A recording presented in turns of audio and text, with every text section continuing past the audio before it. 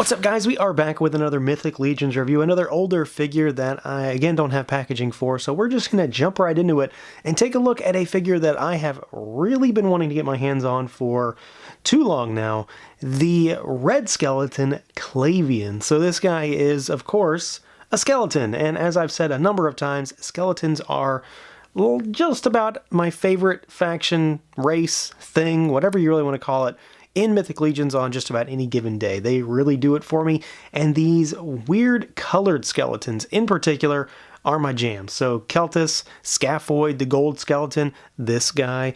So I'm really happy to finally have this one because he kind of completes the trio of the three, well, weird colored skeletons, you know, the ones that are kind of gaudy and not just bone colored. So we've got a pretty cool figure here to take a look at, and I'm really excited to get my hands on him. So let's see what he can do. So he moves around. It's a standard 1.0 Mythic Legion skeleton, so if you've seen one, you pretty much know what's going to happen here. So the head can look up.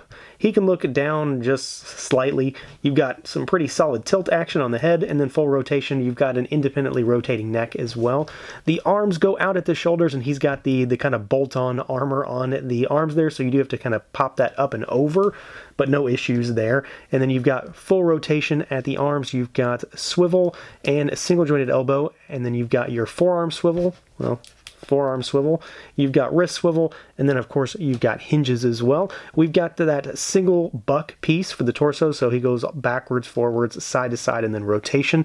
And then you've got legs that go out at the waist, at the hips rather. There isn't a thigh cut because, well, he doesn't have a thigh, he's a bone man. You've got a single rotating knee, and then you've got your rotation, you've got hinges, and you've got rocker down at those ankles. So again, pretty standard stuff when it comes to a Mythic Legions 1.0 skeleton, but more than enough as far as I'm concerned to get this guy into some really fun, solid poses. Obviously my main draw for this guy is the look, the color in particular, and it's a red skeleton.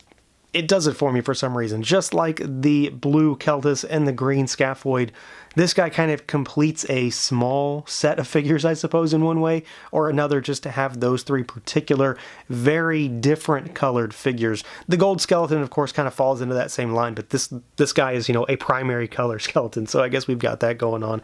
And he is maybe the least gaudy of the three, you know, if we're going to compare those, because Scaphoid is very different in that he has like a lot of not soft goods, but you've got robes and stuff on him. And then Keltis is a whole different beast when it comes to his makeup, and of course he's a very Skeletor thing. This guy is very similar to the Skeleton Legion builder. He's honestly not all that detailed for a named normal figure. He is a little bit less detailed, but he has more than it might seem based on just his color scheme. So of course, you know, you do have very normal parts here. So this is stuff we've seen time and again.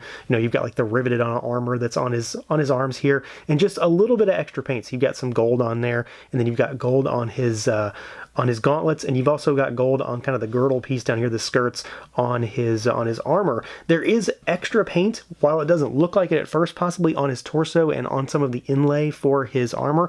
He has silver, well, kind of gunmetal almost color armor, but there is a black inlay on the actual paint. So these designs are painted. They may not look like it, and it may just look like shadow, but they are painted black. It's just not as gaudy as some of the other figures when it comes to their armor. This guy, though, is quite similar to the Skeleton Legion builder just in general makeup. They don't share the exact same parts, so it's not like they are a one-to-one copy, because of course this guy has you know, a little asymmetry going on over here with a fully armored upper left arm, well, your right, and then you've just got the bolted on armor over here. So you do have a little bit of an asymmetry going on, which I do like. I tend to enjoy that when it comes to Mythic Legions, and of course it gives a little bit more flair with some of that more gold paint that runs down to the side of him. Granted, the big draw, outside of the fact that he's a skeleton, is the fact that he's red, and I love this really deep red color. That's one thing that really draws me to these colored skeletons, is that the colors are really vibrant and they're rich and they're saturated, and this guy is no different. Of course, you've got exposed thigh bones, you've got an exposed forearm, a full arm over here, and then you've got the head up there, and the color, the vibrancy, just the depth of color really does it for me. The little pock marks in the bones really bring out the, I guess, sort of real life aspect of things. But you always win me with a skeleton when it comes to Mythic Legions. They're always something I'm drawn to, but a colored one like this in a obviously non-traditional color, well, there's no such thing as a red skeleton, it really works for me. And that all culminates at the top with this head sculpt.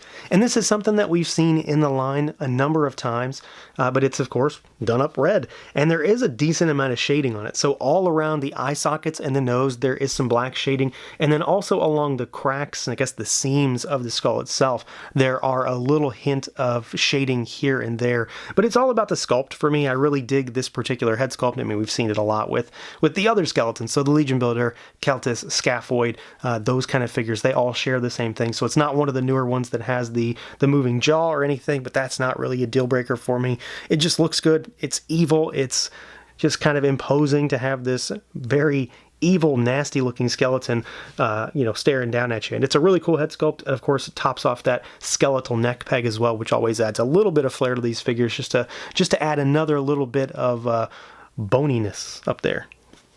Now, as far as accessories goes with this guy, he is, of course, a 1.0 figure, so you have to kind of go into it expecting to get some, I guess, things that you might already have a lot of when it comes to this particular line, although he is a little different still. So despite the fact that he does have some sort of standard weapons, they're not exactly the same, and he's also got some other stuff. So to start with, we've got pauldrons on this guy, and these are pretty basics, which is kind of weird, kind of abnormal, because he has just regular pauldrons. There's nothing too fancy about them. Almost look like they're meant for a Legion Builder, but they're not. We've got tons of examples of this particular design in the line. So they kind of almost match his torso, but they don't have that paint on them that the torso does. So there's no black inlay on those.